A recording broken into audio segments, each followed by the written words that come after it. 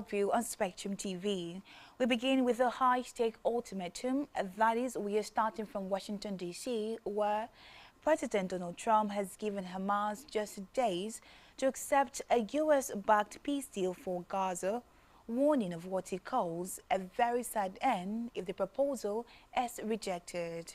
We'll also bring you to the latest from the Philippines, where a powerful 6.9 magnitude earthquake has left at least 69 people dead.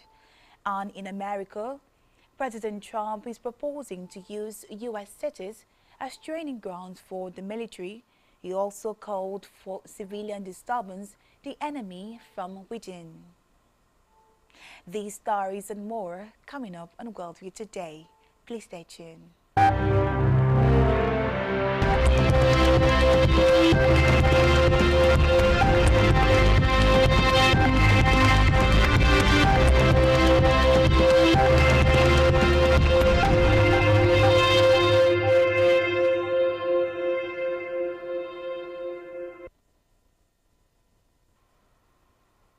Many thanks for joining us. I am Emedion James. Let's hit the ground running. Our first story today is that President Donald Trump gave Hamas 3 to 4 days to accept a U.S.-backed peace plan for Gaza, warning of a very sad end if the group rejected a proposal that, according to him, was close to ending the 2-year-old conflict. Mediators Qatar and Egypt shared a 20-point plan with Hamas after Israeli Prime Minister Benjamin Netanyahu had appeared alongside Trump at the White House and endorsed the document. The father said it satisfied Israel's war aims. Hamas was not involved in the negotiations that led to the proposal, which calls on the Islamist militant group to disarm, a demand it has previously rejected. However, an official briefed on the talks told newsmen that the group would review it in good faith and provide a response. The plan specifies an immediate ceasefire, an exchange of all hostages held by Hamas for Palestinian prisoners held by Israel, a staged Israeli withdrawals from Gaza, the disarmament of Hamas, and the introduction of a transitional government led by an international body.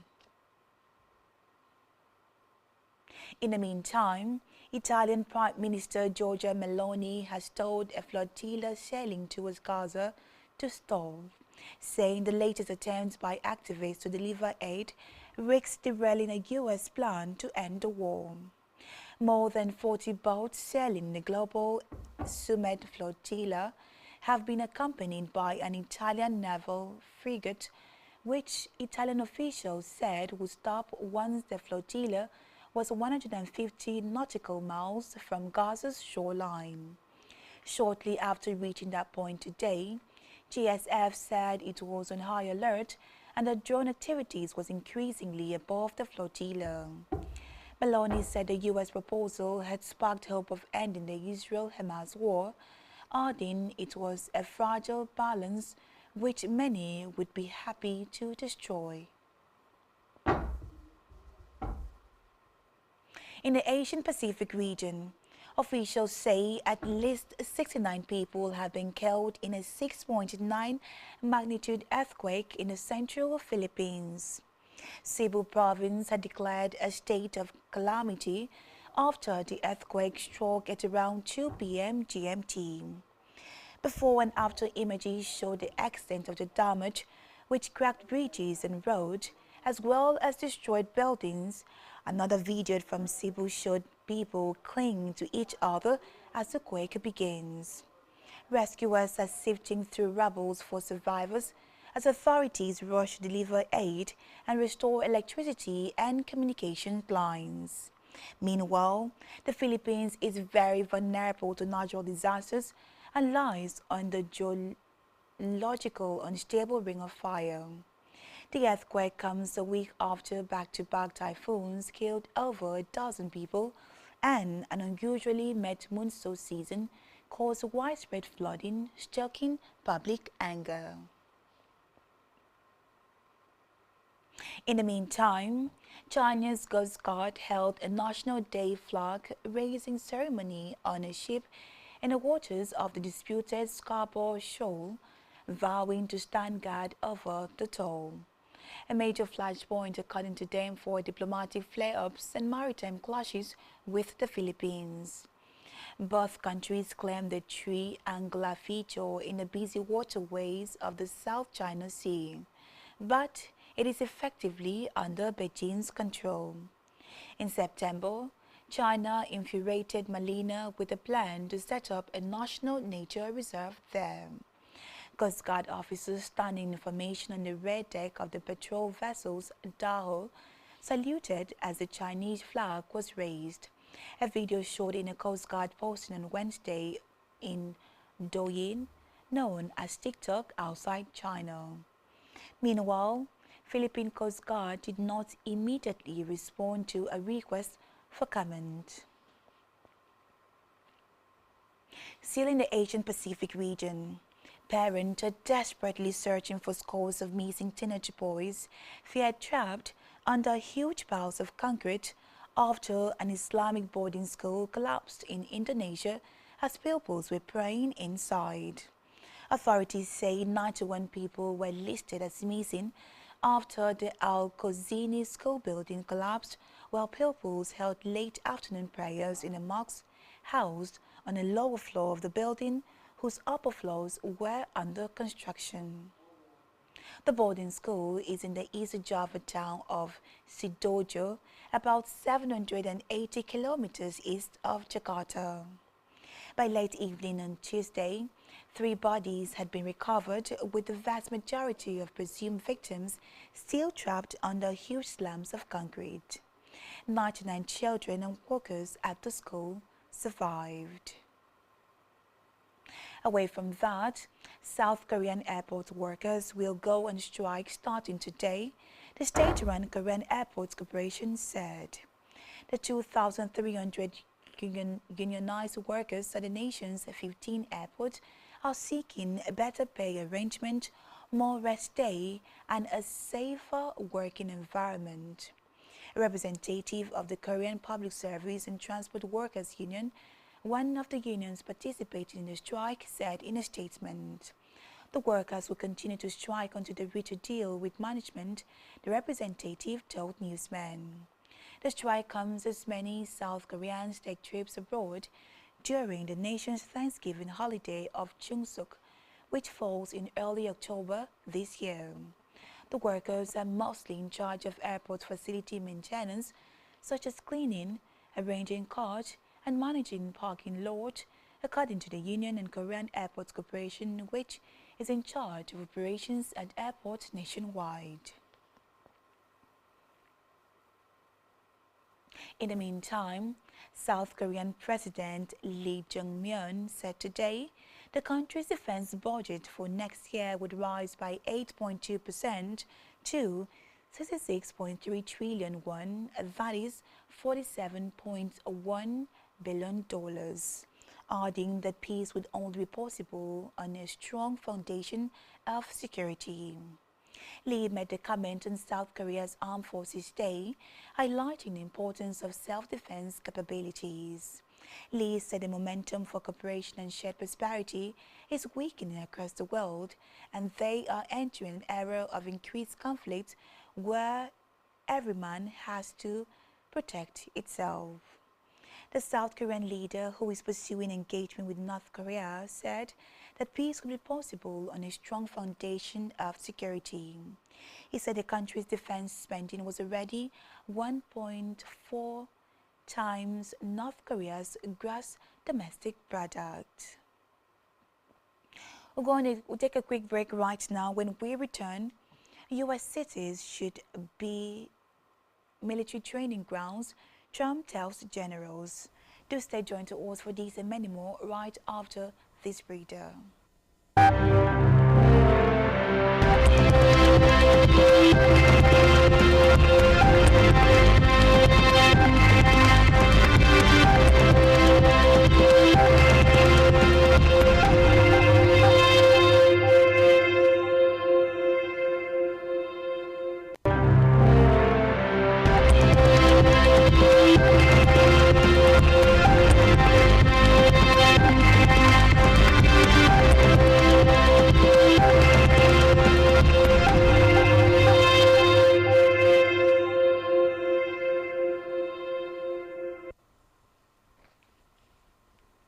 Many thanks for staying tuned. This is Worldview on Spectrum TV.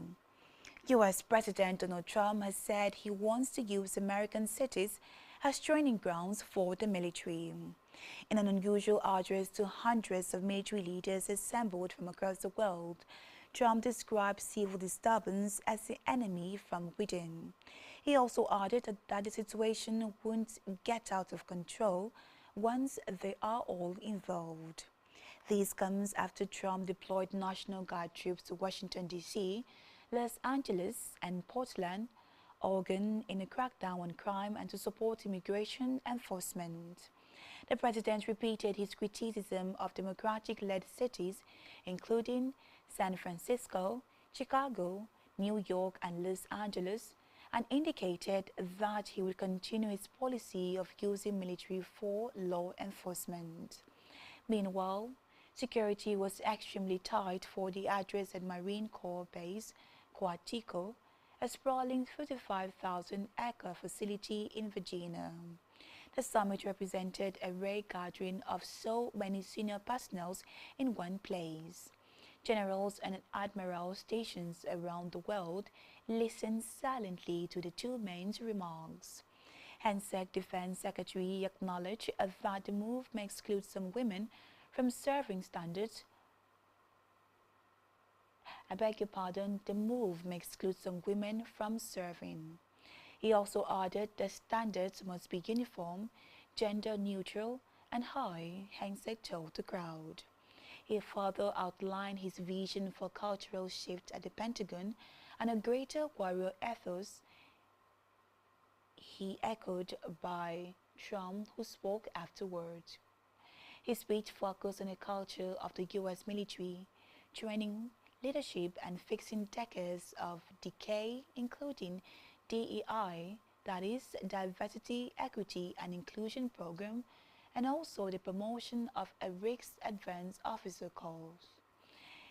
Hensec further added that those officers had been unnerved by climate change distractions, work garbage, and fears of being labeled as toxic leaders, as well as announcing changes to fitness standards. Hensec further vowed an end to the era of unprofessional appearances, including bed exemptions and to anonymous complaint procedures as part of a wider departmental changes.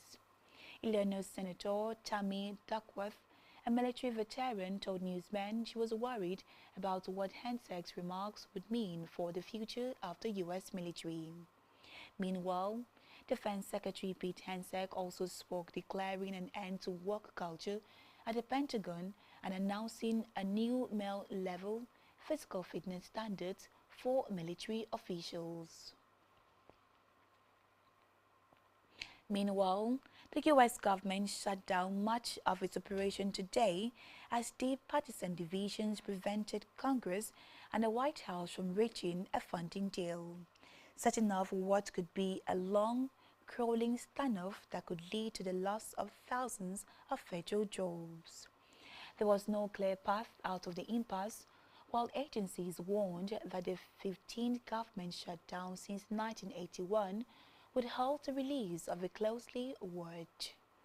September employment reports slow air travel, suspend scientific research, withhold pay from U.S. troops, and lead to the furlough of 750,000 federal workers at a daily cost of $400 million. Trump, who's campaign to radically reshape the federal government, is already on track to push out some 300,000 workers by the Democrat that a shutdown would clear the path for irreversible actions, including cutting more jobs and programs.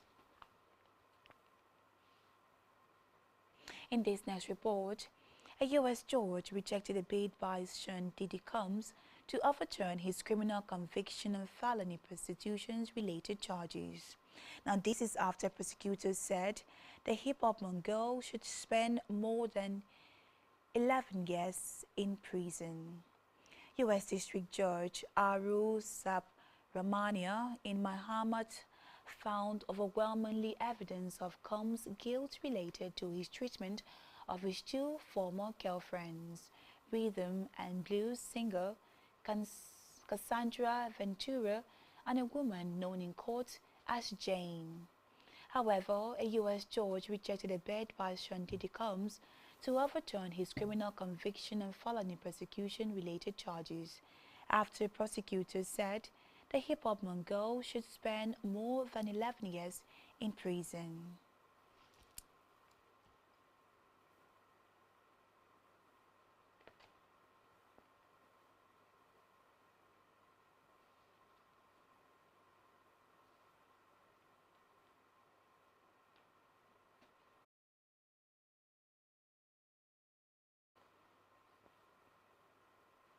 In a related development, New York Attorney General Letitia James filed a lawsuit on an emergency motion seeking a temporary restraining order against U.S. Secretary of Homeland Security Kristi Noem and the department. She accused them of unlawfully withholding nearly $34 million in funding. The MTA is a state agency that operates New York City's suburbs and buses, as well as commuter railways that serve nearby suburbs. In a late Tuesday lawsuit filed in U.S. District Court for the Southern District of New York, James is seeking an emergency order by midnight to safeguard the MTA's funding to a request for comment. An executive order on Tuesday to bolster the use of artificial intelligence and provide an additional $50 million in research. The order builds on the National Cancer Institute Childhood Cancer Data Initiative, a 10-year, $500 million program announced by Trump during his 2019 State of the Union address, focused on gathering and sharing data on childhood cancers. Pediatric cancer remains the leading cause of chronic disease-related death for children in the United States, and its incidence has increased by more than 40% since 1975, Michael Quixios, director of White House Office of Science and Technology Policy, said in a briefing.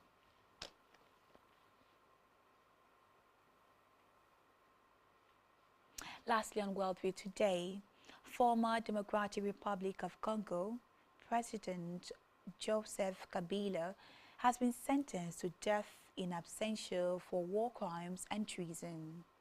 The charges concerned accusations that Kabila had been supporting the M23, a rebel group who have wreaked devastation across the country's eastern region. Kabila was convicted on Friday by a military court of treason, crimes against humanity and war crimes, including murder, sexual assault, torture, and insurrection. He denied the charges but did not appear in court to defend himself. The ex-president rejected the case as arbitrary and said the courts were being used as an instrument of operation. His current whereabouts are unknown. And that's Worldview for today. A war cut between conflict and resilience, from fragile peace talks in Gaza to lives shattered by disasters in the Philippines and growing debate over security in the United States. I'm Emedion James. Thank you for joining us, and do stay tuned for more global stories here on Worldview on Spectrum TV. Do have a lovely day. Bye for now.